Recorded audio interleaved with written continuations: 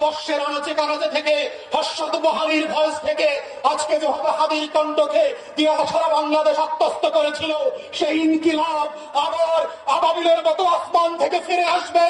ইনকিলাব, ইনকিলাব, ইনকিলাব, ইনকিলাব, ইনকিলাব, ইনকিলাব।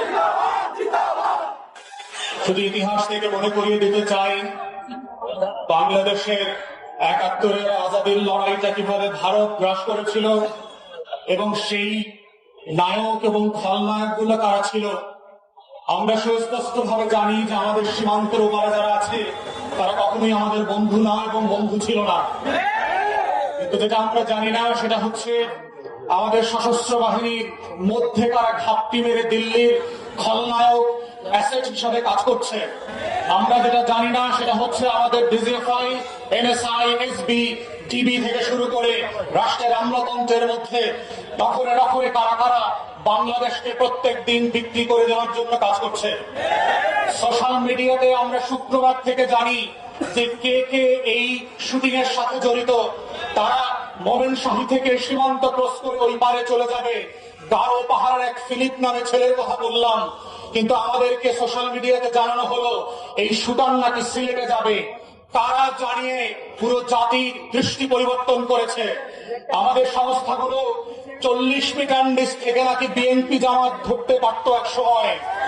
মাটির নিচ থেকে নাকি তারা মাইক্রোস্কোপ দিয়ে জাতীয় শত্রু এবং পাকিস্তানের গোলামদেরকে নাকি তারা ধরে বের করত।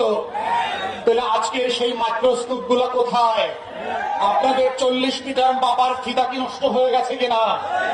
যারা আজকে বাংলাদেশের ভিতরে বসে আমার আজাদির লড়াইকে ধ্বংস করে দিয়েছে, ৭১-এর পরেও আমরা দেখেছি বাংলাদেশে কিভাবে স্বাধীনতাকামী মুক্তির লড়াইয়ের সৈনিকদেরকে ক্রসফায়ার করে ৩০,০০০, ৪০,০০০ মানুষকে এই আওয়ামী মুজিববাদীরা হত্যা করেছে। আমরা দেখেছি কাউন্টার কুর মধ্য দিয়ে আমাদের সশস্ত্র বাহিনীর ভিতরে শৃঙ্খলা বিনষ্টের যে নিরলস প্রচেষ্টা। আমরা সেই সময় দেখেছি কাদের সিদ্দিকের মতো এক গোলাম রাজাকার ভারতের, তার নেতৃত্বে কাদেরিয়া বাহিনী করে সীমান্তের প্রশিক্ষণ, টাকা এবং অস্ত্র দিয়ে আমার শত শত বিডিআর জওয়ানকে হত্যা করা হয়েছে। আমরা ৭৫ পরবর্তী বাস্তবতায় দেখেছি কিভাবে বাংলাদেশের রাজনৈতিক অনৈক্য তৈরি করা হয়েছে। এই প্রসেসের মধ্য দিয়ে পৃথিবীতে প্রত্যেকটা আজাদির লড়াইকে কিভাবে খেয়ে দেওয়া হয়। অথবা আজকে অভ্যুত্থানের পক্ষে শক্তি যারা ছিলেন, আপনারা যদি বোধ করে থাকেন 10টা, 20টা, 30টা, 50টা আসনের জন্য ডানে বামে তাকাবেন, মনে রাখবেন বিএনপি জামাতের নেতাদের ফাঁসি কিন্তু আটকানো যায় নাই। আপনাদের বিভক্তি কিন্তু পুরো জাতিকে সর্বগ্রাসী ছোঁয়ার মধ্যে ফেলে দেবে এবং সেই ছবল থেকে কেউ বাঁচতে পারবেন না। আজকে ৭৫ পরবর্তী সেই বাংলাদেশের আজাদী যে হস্তক্ষেপ ছিল, আজাদী ছিনতাই হয়ে গিয়েছিল, সেই ছিনতাই হওয়ার ইতিহাস থেকে নতুন করে আবার আমাদেরকে শিখতে হবে যে বাংলাদেশের এই খলনায়করা কিভাবে প্রশাসনে ঘাপটি মেরে বসে আছে, বিভিন্ন রাজনৈতিক দলকে বিভ্রান্তির মধ্যে ফেলছে। গণঅভ্যুত্থানের এক দলকে আর এক দলের বিরুদ্ধে বট বাহিনীর মিথ্যা পোস্টের মধ্য দিয়ে লেলিয়ে দেওয়া হচ্ছে, সম্পর্ক হানি করে বাংলাদেশকে রাষ্ট্র আকারে দুর্বল করা এবং এইখানে নির্বাচনকে ভণ্ডুল করবার যে আয়োজন চলছে এবং এর পিছনে যে বয়ানের রাজনীতি আছে।